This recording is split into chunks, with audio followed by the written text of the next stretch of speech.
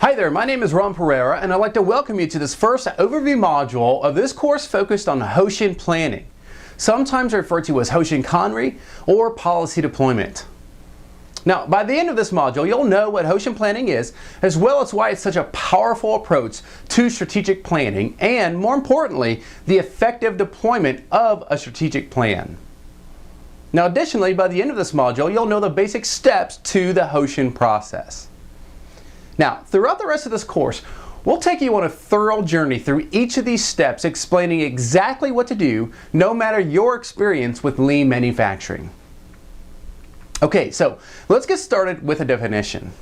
Well, simply put, Hoshin is a strategic planning process with built-in review, improvement, and learning activities.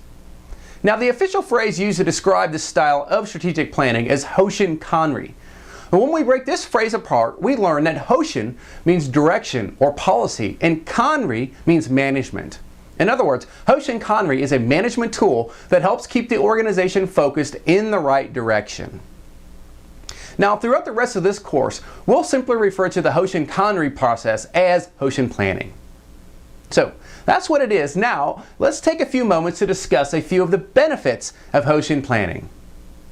First, Hoshin planning aligns everyone towards a few high-impact objectives, while also keeping them accountable for their commitments through visual management and review. Next, the organization learns and improves the planning process through root cause corrective action. And finally, Hoshin planning standardizes the reporting and presentation format while also reducing the number of ad hoc reports generated, creating a form of Gemba-focused management as we see in this picture. Okay, well, to wrap this module up, I'd like to introduce the 7-step Hoshin planning process that we'll be covering in much more detail throughout the rest of this course. Now, the first step is to develop the vision, mission, and key metrics of the organization. Now, this is an important step as it lays a foundation for the rest of the process. Now, in some cases, this step may already be done by your organization, and you'll be able to move on to step 2 right away. Now, the second step is to identify breakthrough objectives, which are the vital few significant changes needed for the organization to achieve its vision. Now, once we've identified 2 to 3 breakthrough objectives, we'll set annual improvement plans, which is the third step in the process. And while we reference annual plans, there is flexibility to create shorter planning horizons, such as quarterly objectives. Now, the fourth step has us deploy these annual objectives top to bottom through a process called Catchball, which develops consensus about how objectives will be met through two-way communication between management and their direct reports. Now, as it turns out, the phrase Catchball comes from the idea of 2 people playing catch with a baseball. Now, the fifth step of the Hoshin process challenges the organization to review results on a weekly, monthly, and annual basis.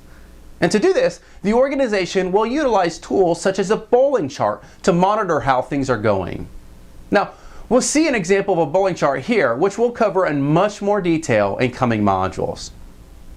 Now, step 6 of the Hoshin planning process is focused entirely on problem solving. Now, during step 5, there will be occasions where we miss on an objective, requiring a countermeasure to be implemented. And by following the 8 steps to practical problem solving, which we'll review later in the course, root causes to these problems can be identified and countered accordingly.